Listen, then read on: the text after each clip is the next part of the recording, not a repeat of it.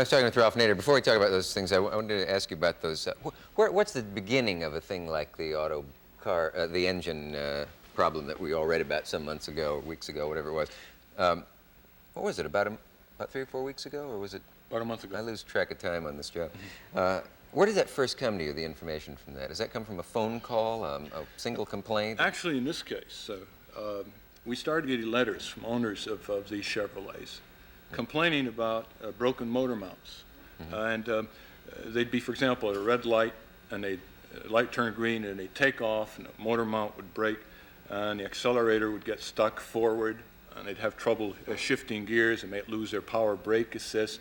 Rather uncomfortable situation for any driver to be in.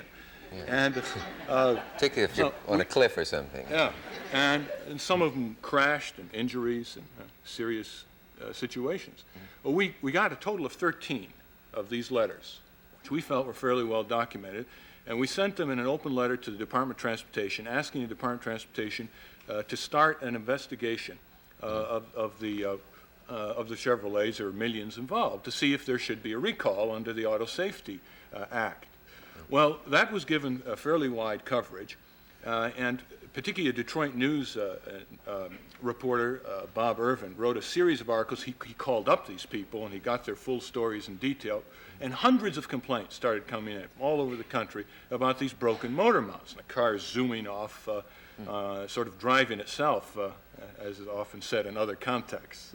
And it wasn't long before something like 2,000 to 3,000 letters were received by newspapers, the government, and General Motors.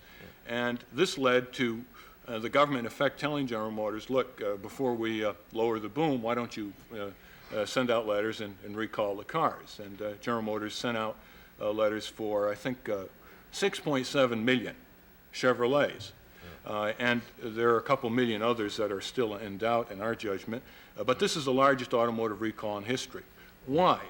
Because of two reasons. One, people sat down and wrote their experiences, wrote their complaints. They sent them to other people who could do something with them. And then the motion was set, and the government began to investigate further, and the cars will be recalled probably in a couple of weeks. How do you do that? How do you mail a car back? Do they take it to your dealer and it's shipped back? What they do is, they actually sent the letters out a couple of weeks ago, but it takes a while to get the dealers all equipped with the corrective equipment. What's the person supposed to drive while his car's recalled? Well, that's a good question. He has to answer that question for himself, unfortunately. But they'll all start going back in a couple of weeks, and it'll probably take the better part of a year to get them all back. Gee. This book you have about the blue-collar worker, I assume that's a safe way of categorizing him, the portraits of 9 American job holders. Where did you find the 9 Americans that figure in this book, the 9 blue-collar? Well, Ken Lassen, who's the principal author of the book, actually just went around part of the country through leads and wanted to find out in a number of occupations who would be willing to subject themselves to extensive interviews. There was no attempt to have a statistically accurate sample. For example, there are chapters on a policeman, a baker, a bricklayer, a garbage man, a coal miner, a waitress, a telephone operator, and the like. And the point was just to get these workers to talk themselves, not to have anybody put words in their mouth, to get them to talk about their jobs.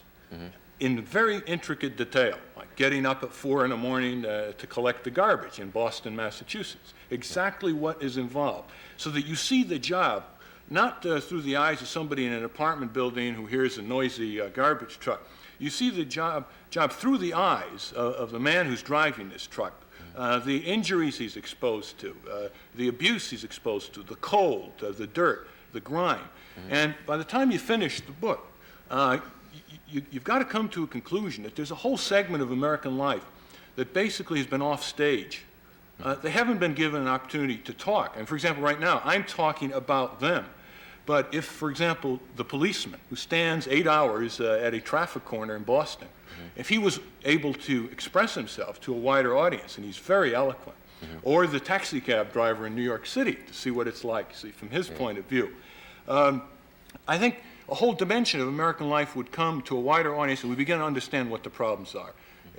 Are these the same middle Americans that the president refers to starting about a year ago? And surprisingly enough, they don't conform to the stereotype of the silent majority that Vice President Agnew or others like to characterize them. So they have definite opinions. They would like to improve the situation in their communities. But what comes out of the portraits in the book as they talk about their jobs, standing 8 hours breathing auto fumes, the telephone operator, the kind of experiences that she has. The coal miner going deep underground and the danger that's involved in the cold and the grime. Well, what comes through is, first of all, there are millions of Americans who are exposed to intolerable occupational working hazards and diseases, coal dust, carbon monoxide, the whole host of environmental hazards on the job and around it. And second, that the job doesn't have much meaning for them. It isn't that they're ashamed of what they're doing. It's that they don't feel that people, first of all, appreciate what they're doing. And second, they don't feel that they're doing all they could be doing in the job. They're not given an opportunity, for example, to express themselves as to how to improve the company or the situation that they're working in. They're just sort of shunted off and they're told to do this little job and that's it. And by the time they come home from work in the evening, they're completely drained. People, white-collar people, like to talk often for, what you can do in your after hours and growing leisure time. That's true for white-collar workers. But when you get a coal miner coming home, or a policeman or a bricklayer, or a taxi driver, they're completely drained of energy.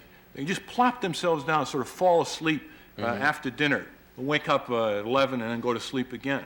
And they don't have time to think about broader problems. They don't have time to engage in community activities.